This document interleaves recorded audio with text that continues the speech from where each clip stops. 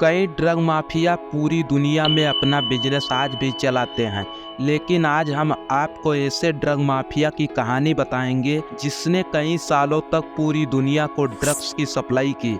इतना ही नहीं, उसने बिजनेस में दिक्कत करने वाले करीब 15,000 लोगों को मारा था। यह उसकी मौत का जिम्मेदार था। इस ड्रग माफिया का नाम पाब्लो एमिलियो एस्कोबार गैविलिया था। लोग इसे पाब्लो एस्कोबार के नाम से जानते थे। यह पूरी दुनिया में किंग ऑफ कोकेन के नाम से कुख्यात था। कुछ साल पहले अमेरिका के ड्रग एनफोर्समेंट एडमिनिस्ट्रेशन के एजेंट रहे स्टीव मर्फी ने एक इंटरव्यू में कहा है कि पाब्लो के पास दुनिया भर का पैसा था। दूसरे तस्कर भी उससे पैसा देते थे। इतना ही नहीं, पाब्लो को मारने के लिए दुश्मनों ने 16 अरब रुपए खर्च कर दिए थे। ये दावा उसकी पत्नी ने एक इंटरव्यू में किया था। पाब्लो एस्कोबार को 44 साल की उम्र में 2 दिसंबर 1993 में मार गिराया गया था, लेकिन मौत के पहले उसने पुलिस और सैनिकों को खूब चकाया था, भीषण आतंक मचाया था। कार उड़ाना या किसी बड़े नेता की जान लेना उसके लिए मामूली बात हो गई थी। उसने पैसेंजर से भरी फ्लाइट तक को उड़वा दिया था। उसका सपना कोलंबिया का राष्ट्रपति बनने का भी था। पाब्लो 1970 के दशक में कोकेन के अवैध कारोबार में आया था और अन्य माफिया के साथ मिलकर मेडेलिन कार्टेल बनाया था। पाब्लो की ताकत का अंदाजा इस बात से लगाया जा सकता है कि उसने सरकार पर दबाव बनाकर अपने लिए खास जेल खुद ही तैयार करवाई थी। उसने शर्त रखी थी कि जेल के कुछ किलोमीटर तक पुलिस ही आ सकती है। कहते हैं कि पाब्लो के पास 6500 स्क्वायर फीट का बंगला अमेरिका में था।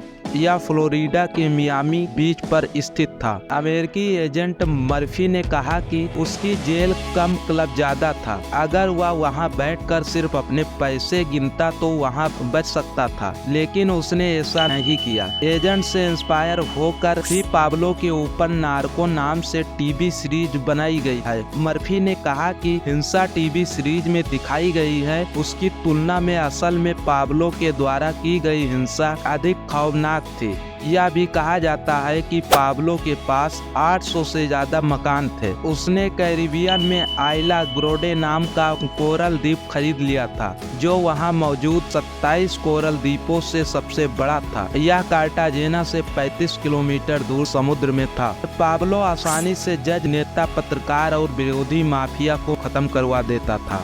कहा जाता है कि इस वक्त में अमेरिका में सप्लाई होने वाले कोकीन के 80% हिस्से पर पाब्लो का कंट्रोल था।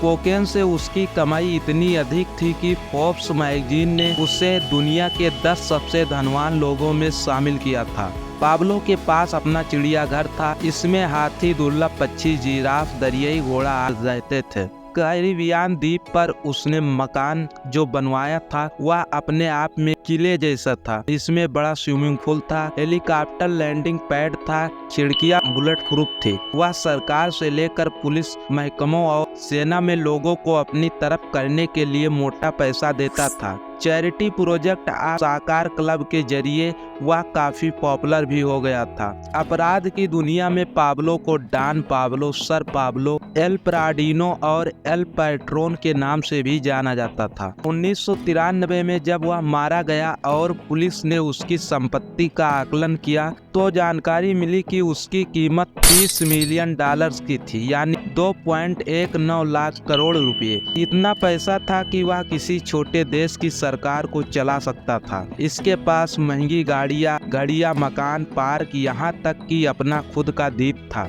कहते हैं कि इसके पास इतना पैसा था कि चूहे कुतर देते थे।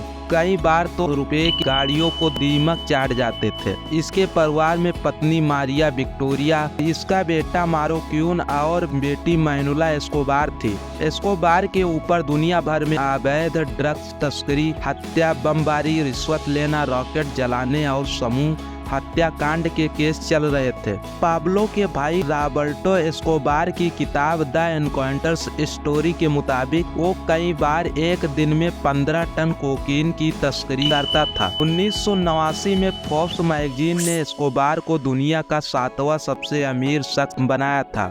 पाब्लो के भाई रॉबर्टो ने बताया था कि जिस वक्त पाब्लो का सालाना मुनाफा 1,26,988 करोड़ रुपए था, उस वक्त उसके गोदाम में रखी इस रकम का 10% हिस्सा तो चूहा खा जाते थे या फिर पानी और अन्य वजह से ये खराब हो जाता था। रॉबर्टो के मुताबिक वो 1,67,000 रुपये हर महीने नोट की गड्डियां बांधने के लिए रबड़ बैंड पर खर्च कर देता था। 1986 में उसने कोलंबिया की पॉलिटिक्स में घुसने की कोशिश की। इसके लिए उसने देश के $10 मिलियन के राष्ट्रीय कर्ज को चुकाने की पेशकश भी की। पाब्लो कोलंबियाई सरकार और अमेरिका का एक बड़ा दुश्मन था। इसके बावजूद उसने मेडेलिन में गरीबों का मसीहा माना जाता था। पाब्लो ने कई चर्च भी बनवाए, जिसने उसे लोकल रोमन कैथोलिक समाज में काफी लोकप्रियता दिलाई। रॉबिन हुड की छवि पाने के लिए उसने बहुत मेहनत की। 1976 में 26 साल की उम्र में पाब्लो ने 15 साल की मारियो विक्टोरियो से शादी की थी। और ऐसे धमाकेदार वीडियो के लिए हमारे चैनल को सब्सक्राइब कीजिए। मिलते हैं किसी और वीडियो में। जय हिंद।